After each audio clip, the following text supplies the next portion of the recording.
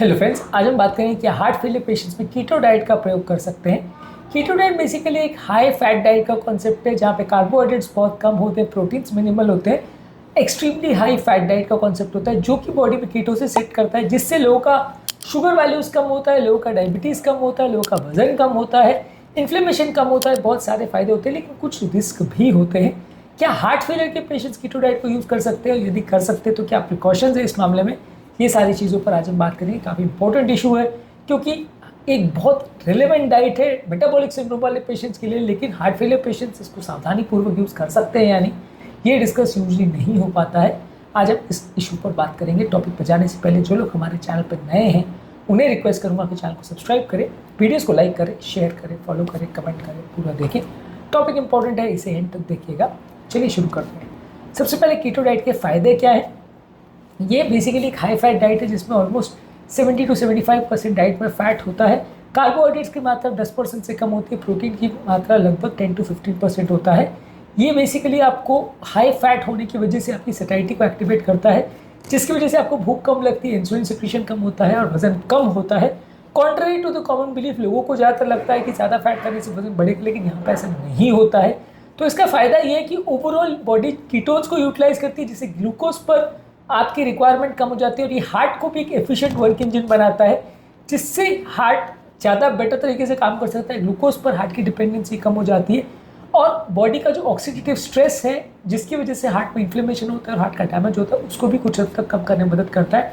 Heart function को भी improve करने में मदद करता है। इसके अलावा ये वेट लॉस को कम करने में मदद करेगा, वजन को कम करने में मदद करेगा, हार्ट फेलियर के सिम्टम्स को कम करने में मदद करेगा। इसके अलावा वजन को कम करता है तो ओवरऑल कार्डियक वर्कलोड भी कम होता है, इंसुलिन सेंसिटिविटी को इम्प्रूव करता है तो हार्ट का स्ट्रेस भी कम होता है, इन्फ्लेमेशन भी कम होता है। बॉडी का इन्फ्लेमेशन कम करने से हार्ट डिजीज़ का ओवरऑल प्रोग्रेशन भी कम हो जाता है। हार्ट डिजीज़ काफ़ी हद तक एक इन्फ्लेमेटरी प्रॉब्लम है। ज़्यादातर हार्ट अटैक का होना या हार्ट रिलेटेड प्रॉब्लम्स का होना काफ़ी हद तक इन्फ्लेमेशन रिलेटेड होता है। यदि बॉडी के इन्फ्लेमेशन और सूजन को कम करता है तो हार्ट सेल्स को और मरने से प्रोटेक्ट कर सकता है, यानी कि इन्फ्लेमेशन की वजह से जो निरंतर हार्ट सेल्स मरते हैं वो कम कर सकता है। तो हार्ट के सेल ज़्यादा जिएंगे, ज़्यादा अच्छा काम करेंगे, तो ज़्यादा हार्ट फेलियर में बिगड़ेगा नहीं कंडीशन, और एटलीस्ट हार्ट का टिश्यू को फर्दर डेथ नहीं होगा। इसके अलावा डायबिटीज़ और प्री डायबिटीज़ कंट्रोल होता है लो कार्बोहाइड्रेट डाइट की वजह से। तो डायबिटीज़ हार्ट अटैक का और हार्ट फेलियर का अपने आप में सबसे इंपॉर्टेंट रिस्क फैक्टर माना जाता है, जो कि कीटो डाइट से कम किया जा सकता है। इसके अलावा कोलेस्ट्रॉल वैल्यूज़ को भी कुछ हद तक की पॉजिटिव वे में इफेक्ट करता है। ब्लड ट्राइग्लिसराइड वैल्यूज़ को कम करता है, गुड कोलेस्ट्रॉल वैल्यूज़ को बढ़ाता है। इसका एलडीएल यानी बैड कोलेस्ट्रॉल पर जो रोल है वो थोड़ा सा डाउटफुल है, इसलिए कोलेस्ट्रॉल पर इसका इफेक्ट ओवरऑल थोड़ा सा न्यूट्रल माना जाता है। हालांकि कुछ इसके ओपोनेंट ज़रूर ये कहते हैं कि बैड कोलेस्ट्रॉल को बढ़ा सकता है, तो इसलिए काउंटर प्रोडक्टिव हो सकता है, फ़ायदा की वजह नुकसान भी कर सकता है, जिसको हम आगे डिस्कस करेंगे। लेकिन ओवरऑल इसका इफेक्ट जो है न्यूट्रल होता है, क्योंकि ये ट्राइग्लिसराइड को कम करता है, एचडीएल को कम करता है, एलडीएल को थोड़ा सा बढ़ाता है, लेकिन उतना डेंजरस फॉर्म का जो स्मॉल डेंस एलडीएल होता है वो नहीं बनाता है, और थोड़े से लार्ज एलडीएल पार्टिकल्स बनाता है जो कि उतना ब्लॉकेज नहीं करते। इस मामले में ये कोलेस्ट्रॉल पर इसका इफेक्ट न्यूट्रल है। बात करेंगे इससे नुकसान क्या क्या है, जो कि हमारे टॉपिक का मेन पार्ट है। ऑब्वियसली फायदे कीटो डाइट से बहुत सारे हैं, और वो मेटाबॉलिक सिंड्रोम में मदद करेगा, तो हार्ट पेशेंट्स के लिए मददगार तो है। लेकिन इश्यूज़ क्या है? प्रॉब्लम्स ये है कि ये कार्बोहाइड्रेट डाइट लो होने की वजह से बॉडी के इलेक्ट्रोलाइट्स कम हो सकते हैं, खासकर सोडियम, पोटेशियम, मैग्नीशियम, जिसकी वजह से कुछ डेंजरस हार्ट के रिदम प्रॉब्लम्स ट्रिगर हो सकते हैं, अरिथमिया ट्रिगर हो सकता है। खासकर पोटेशियम डिफिशियंसी की वजह से हार्ट में पाल्पिटेशंस हो सकते हैं और हार्ट बंद होने का प्रॉब्लम हो सकता है, जो कि अपने आप में एक बड़ा इशू है। तो डेंजरस रिदम प्रॉब्लम्स ट्रिगर हो सकते हैं इलेक्ट्रोलाइट इम्बैलेंस की वजह से। ज़्यादा मात्रा में सैचुरेटेड फैट्स लेने से और खासकर लो क्वालिटी फैट्स लेने से, बटर, चीज़ और रेड मीट लेने से बैड कोलेस्ट्रॉल बढ़ सकता है, जो कि ब्लॉकेज का रिस्क बढ़ा सकता है। मैंने जैसे कहा था कि ये जो है लार्ज एलडीएल के कोलेस्ट्रॉल को बढ़ाता है, स्मॉल डेंस एलडीएल को नहीं बढ़ाता, इसलिए उतना डेंजरस नहीं है। लेकिन सब कुछ इस बात पर डिपेंड करता है कि जो फैट आप चूज़ कर रहे हो वो कौन सी क्वालिटी का फैट है। अगर आप अच्छी क्वालिटी के फैट्स को चूज़ करते हो जो कि बॉडी का ओवरऑल कोलेस्ट्रॉल वैल्यूज़ को नेगेटिवली इम्पैक्ट नहीं करते, तो आपको बेनिफिशियल इफेक्ट्स मिलेंगे। और यदि आप खराब क्वालिटी के कोलेस्ट्रॉल को यूज़ करते हो, खराब क्वालिटी के फैट्स को यूज़ करते हो, ज़्यादा सैचुरेटेड फैट्स और ज़्यादा ट्रांस फैट्स को यूज़ करते हो, तो वो नुकसानदायक हो सकता है। तो ओवरऑल उससे हार्ट अटैक और स्ट्रोक पर कुछ हद तक रिस्क बढ़ भी सकता है, खासकर उन लोगों में जो खराब क्वालिटी के फैट्स के सोर्सेज का प्रयोग करते हैं। इसके अलावा कई बार बॉडी में फ्लूइड बिल्डअप बढ़ा सकता है, कई बार बॉडी में किडनी फंक्शन को भी कॉम्प्रोमाइज़ कर सकता है, कई बार ये डिहाइड्रेशन भी कर सकता है। तो हार्ट फेलियर पेशेंट्स में ये फ्लूइड बैलेंस को थोड़ा सा ऑल्टर कर सकता है। कीटो डाइट ज़्यादा करने से ये फ्लूइड लॉस कराता है, वो एक अगर ओवरलोडेड वॉल्यूम पेशेंट का है तो फायदेमंद भी हो सकता है, लेकिन कई बार ये किडनी को ओवर बर्डन करता है, जिससे लोग का ब्लड प्रेशर लो हो सकता है और किडनी पर नेगेटिव इफेक्ट हो सकता है, डिहाइड्रेशन की प्रॉब्लम हो सकती है। तो वॉल्यूम पर जो इसका इफेक्ट है वो थोड़ा सा कॉन्ट्रोवर्शियल है और हार्ट पेशेंट्स के लिए उसको टैकल करना थोड़ा सा मुश्किल होता है।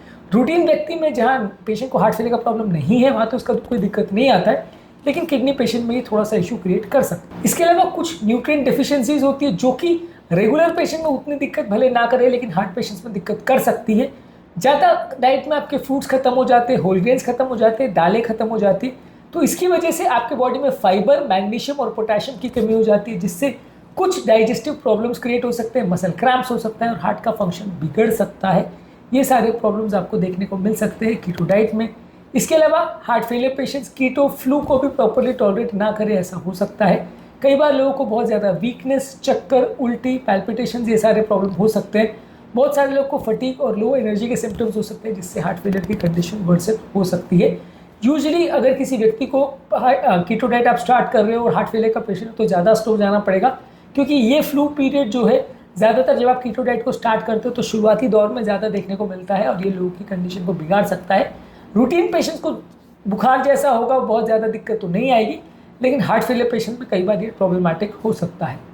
इसके अलावा इसको कई बार लंबे समय तक मेंटेन करना बड़ा मुश्किल, जो कि सबसे बड़ा इशू है। इंटरमिटेंट फास्टिंग के साथ सबसे बड़ा फायदा ये है कि उसको कई सालों तक भी मेंटेन करना आसान होता है, पर क्योंकि कीटो डाइट में आपका डाइटरी कॉन्सेप्ट ही पूरी तरह से चेंज हो जाता है, तो कई बार लोग इसको लंबे समय तक नहीं मेंटेन कर पाते और जैसे ही लोग अपनी रूटीन यानी पुरानी डाइट पर आते हैं, वो सडनली उनका वजन वापस बढ़ना चालू हो जाता है, यानी जितना वजन किया था कम वो वापस बढ़ना चालू हो जाता है, जिसको योयो डाइटिंग बोलते हैं। पेशेंट को फिर से कीटो डाइट पे आना पड़ता है, फिर वजन कम करता है और जैसे कीटो बंद करता है वापस वजन बढ़ जाता है। तो बढ़ना घटना वजन का चालू रहता है, जो कि हार्ट फेलियर पेशेंट्स के लिए प्रॉब्लमेटिक होता है। हार्ट पर एक्स्ट्रा वर्कलोड बढ़ता है, बार बार आपको एक्सरसाइज बढ़ानी पड़ती है, बार बार आपको लाइफस्टाइल चेंज करना पड़ता है। ये हार्ट पेशेंट्स के लिए उतना अच्छा नहीं है, इसलिए कंपैरेटिवली कीटो डाइट से ज़्यादा हम इंटरमिटेंट फास्टिंग को रिकमेंड करते हैं as a beneficial tool heart failure patients के लिए। तो ओवरऑल मेडिटेरियन डाइट और कीटो डाइट में कैसे कंपेयर करेंगे?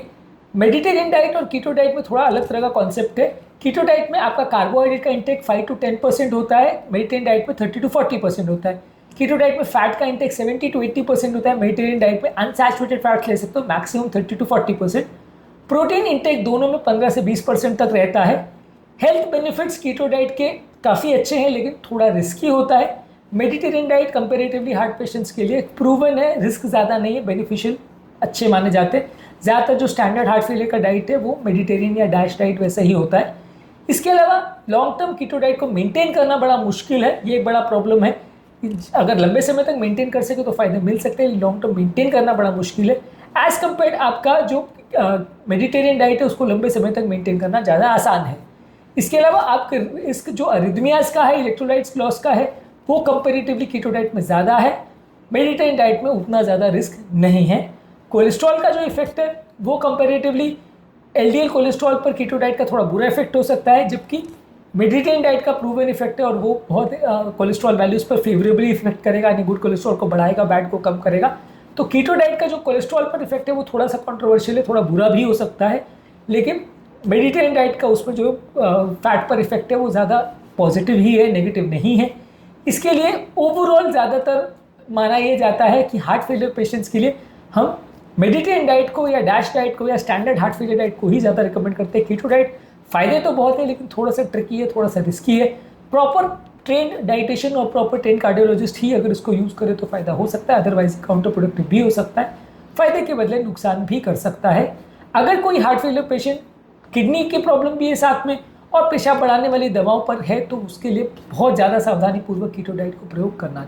ओवरऑल हार्ट फेलियर पेशेंट्स के लिए स्टैंडर्ड डाइट में इंटरमिटेंट फास्टिंग वाला डाइट काफ़ी अच्छा है। इस तरह के लोगों के लिए मेडिटेरियन डाइट भी अच्छा है, इसमें हेल्दी फैट्स जैसे ऑलिव ऑयल और नट्स लीजिए, मॉडरेट कार्ब्स लीजिए और लीन प्रोटीन ज़्यादा लीजिए। डैश डाइट में ज़्यादातर होल ग्रेन्स पर ज़्यादा फोकस करते हैं, लो सोडियम पर और हार्ट फ्रेंडली फूड्स पर फोकस करते हैं। और लो कार्बोहाइड्रेट डाइट जो कि कुछ हद तक इंटरमिटेंट फास्टिंग टाइप का डाइट होता है, ये कंपेरेटिवली वेजिटेबल्स और हेल्दी फैट्स पर ज़्यादा फोकस करता है। इस तरह का डाइट प्लान ज़्यादा रिकमेंडेड होता है हार्ट फेलियर पेशेंट्स के लिए। हमने अलग अलग वीडियो में फास्टिंग वर्सेस कीटो डाइट और Mediterranean diet versus keto diet पर भी अलग से सेपरेट डिस्कशन किया है, डिटेल डिस्कशन किया है।